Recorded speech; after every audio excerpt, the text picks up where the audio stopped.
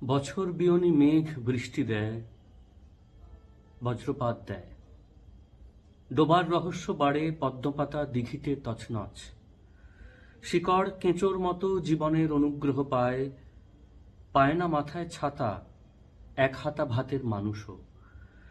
মানুষ বারুদ খুবই ভালোবাসে, ধূপ গন্ধ যেন।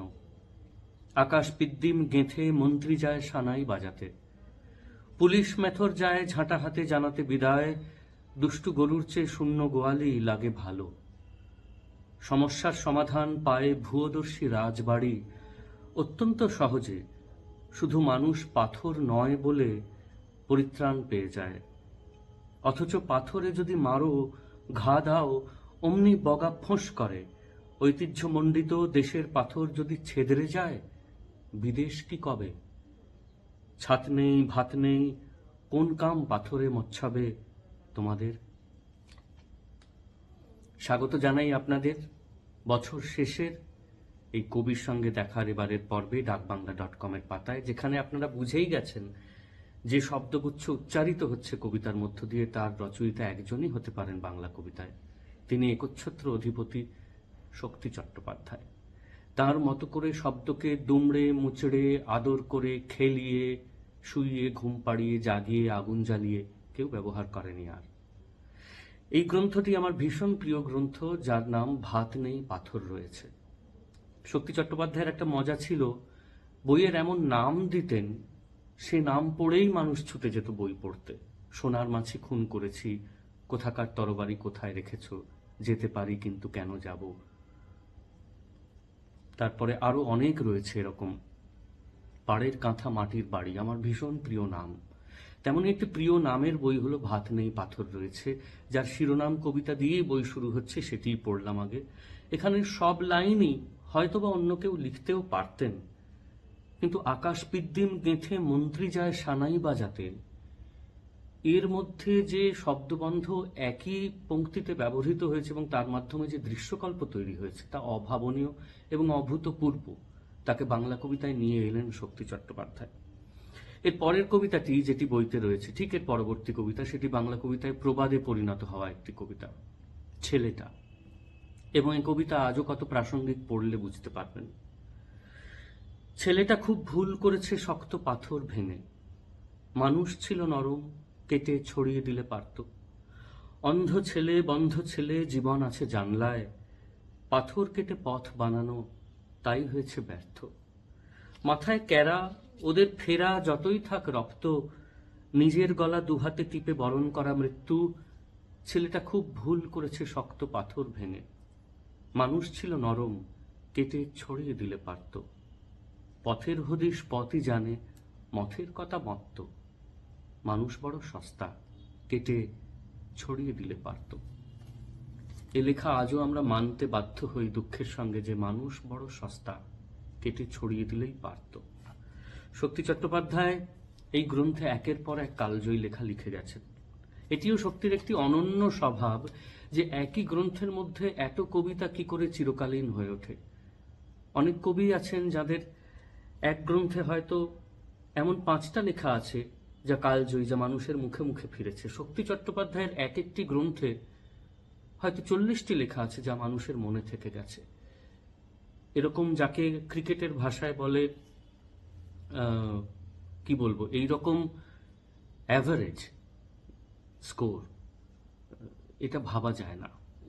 এইরকম একটা গড়, চিরকালীনতার এইরকম গড় রক্ষা করে চলা বই থেকে বইতে, তা বোধহয় শক্তিই পেরেছেন। পাতার শোকে, এও প্রবাদ হয়ে যাওয়া লেখা, ছোট্ট লেখা। যখন কম বয়স ছিল এই লেখাটাকে অত কাছের মনে হতো না। আজ যখন আর কেউ তরুণ কবি বলে ডাকে না আমাকে, তখন মনে হয়। তরুণ কবি কখন তোমায় বলতো লোকে, কোন বয়সে থমকে গেলে সুশ্রী দেখায়। অন্তরে এই সবুজ পাতা জংলা হরিণ, সংঘে এবং সমষ্টিতে একলা একা। তরুণ কবি কখন তোমায় বলতো লোকে, এখন সবাই আগ বাড়িয়ে বৃদ্ধ বলে। বৃদ্ধ এবং মরচে পড়ার ধোঁকার টাটি, ফুলগুলো সব ঝরল তা কি পাতার শোকেই? এই যে প্রশ্ন, ফুলগুলো সব ঝরল তা কি পাতার শোকেই? আমার এইখানে মনে পড়ে যায় গুলজার সাহেবের একটি বিখ্যাত লাইন, উম্র কব কি বরস কে সফেদ হো গই, কারি বদরি জওয়ানি কি ছটতি নেই। কতদিন পর লিখছেন গুলজার সাহেব, কিন্তু কেমন শক্তি চট্টোপাধ্যায়ের সঙ্গে মিশে যাচ্ছে যখন শক্তি লিখছেন এই কবিতায়। ফুলগুলো সব ঝরলো তাকি পাতার শোকে, ফুল হোক বৃষ্টি হোক, আসলে বয়স ঝরে যাওয়ার কথা হচ্ছে এখানে। কবিতা এভাবেই বোধহয় দুই সময়কে এক সূত্রে মিলিয়ে দিতে পারে।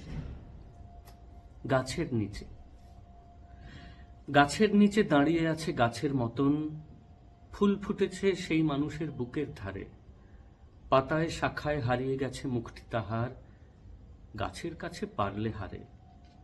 গাছের নিচে দাঁড়িয়ে আছে গাছের মতন, ফুল ফুটেছে সেই মানুষের বুকের ধারে।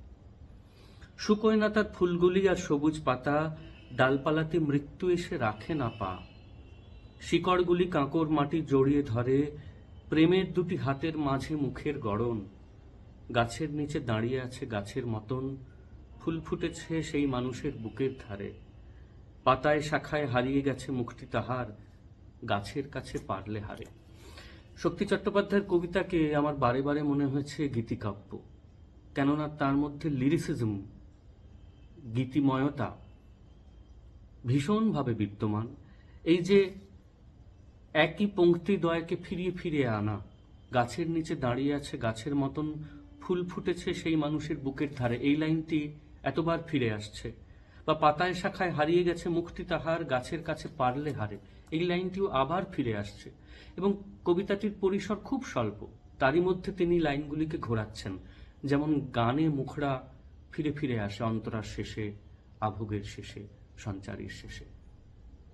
এ এক অপূর্ব খেলা, যেন গানই রচনা করতে গিয়ে কবিতার বইতে রেখে দিয়েছেন। এবং এই কবিতায় একটি অদ্ভুত লাইন, প্রেমের দুটি হাতের মাঝে মুখের গড়ন।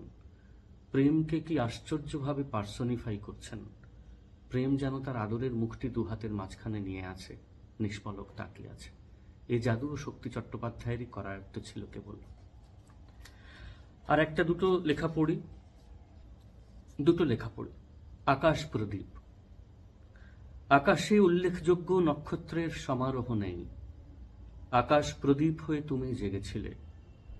মেঘ বৃষ্টি দুই ছিল, ছিল হাওয়া চেতন মণ্ডিত, আকাশ প্রদীপ হয়ে তুমি জেগেছিলে।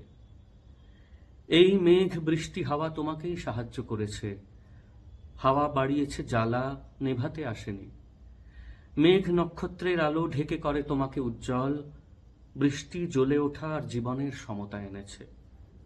মানুষের প্রয়োজনে সবই লাগে, এই বিরুদ্ধতা যেমন ফোটায় ফুল তেমনি করে সংহত কুঁড়িকে। নিজে জলে সেই আলো পরিচ্ছন্ন করে পথগুলি, প্রধান দেখার বস্তু। আকাশ প্রদীপ, জেগে থাকো। এই যে আমরা বলি সব শিল্প থেকে কি নিয়ে ফিরলে, অর্থাৎ যাকে ইংরেজিতে বলে টেক অ্যাওয়ে, এই কবিতা থেকে আমার টেক অ্যাওয়ে কি, আমি কি নিয়ে ফিরব, এই লাইনটি। মানুষের প্রয়োজনে সবই লাগে, এই বিরুদ্ধতা যেমন ফোটায় ফুল তেমনি করে সংহত কুঁড়িকে। অর্থাৎ বিরুদ্ধতাও কিন্তু কেবলমাত্র একটি কাজ করছে না, একদিকে ফুল ফুটিয়ে তুলছে, অন্যদিকে কুঁড়িকে সংহত করছে। দুটি লাইনে জীবনের ধর্মকে কিভাবে তুলে ধরতে পারতেন শক্তি চট্টোপাধ্যায়। আজকের মতো শেষ করব এই কবিতা দিয়ে, ভাত নেই পাথর রয়েছে গ্রন্থ থেকে।